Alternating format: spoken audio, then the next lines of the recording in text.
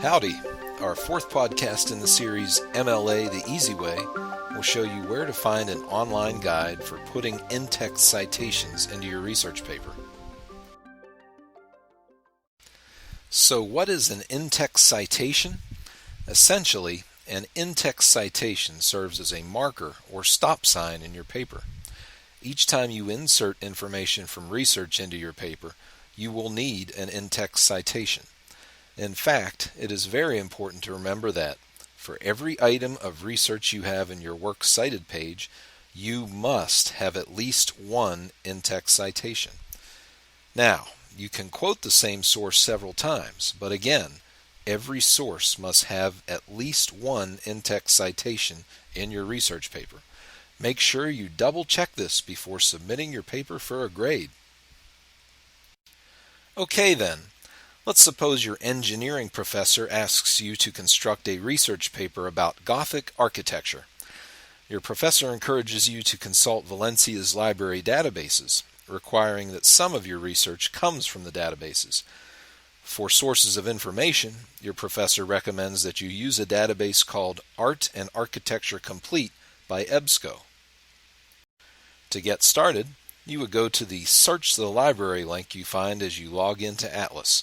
Click on that link. From there, you'll be taken to a search screen.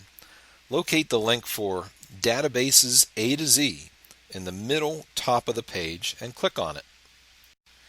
After clicking on Databases A to Z, scroll downward until you find the Art and Architecture Complete by EBSCO database. Click on the link once you see it. You're immediately taken to another screen with a centered button that says Connect to Database. You can click on that button to be taken to the Art and Architecture search engine. Once you have done your search by using the keywords Gothic and Architecture, a number of suggested sources will be listed. There are a number of sources to peruse through.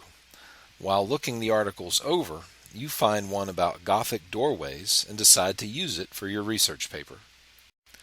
After clicking on the article about Gothic portals and reading a little further, you decide the article is definitely something you want to cite in your research paper.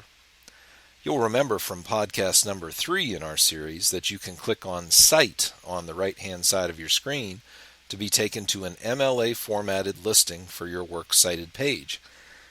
That seems easy enough, but how would I create an in-text citation for this listing?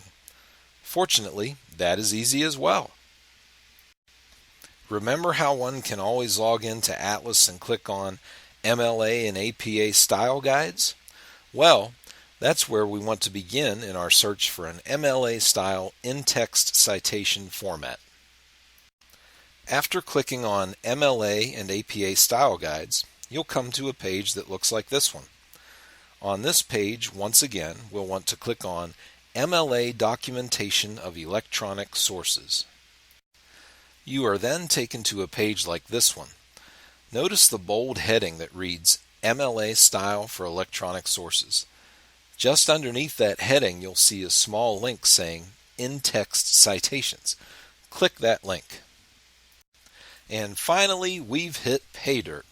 You see before you a listing of commonly used in-text citation types. As you look them over, you realize that your article on Gothic portals consists of just one author, Conrad Rudolph. You also notice that your article is in something called PDF format and has accurate page numbers. Realizing this, you would use the last example, cite for an article in PDF format, which includes accurate page numbers, for your in-text citation.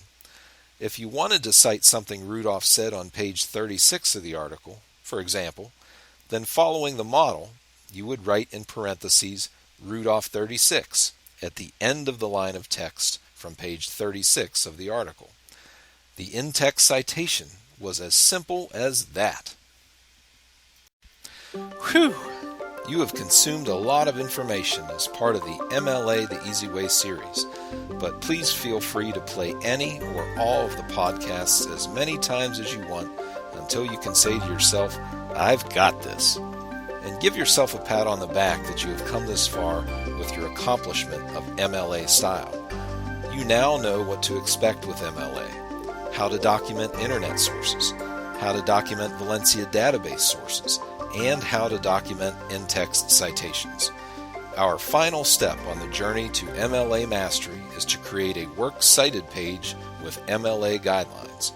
Tune in to podcast number 5 in our series to learn how. See you there!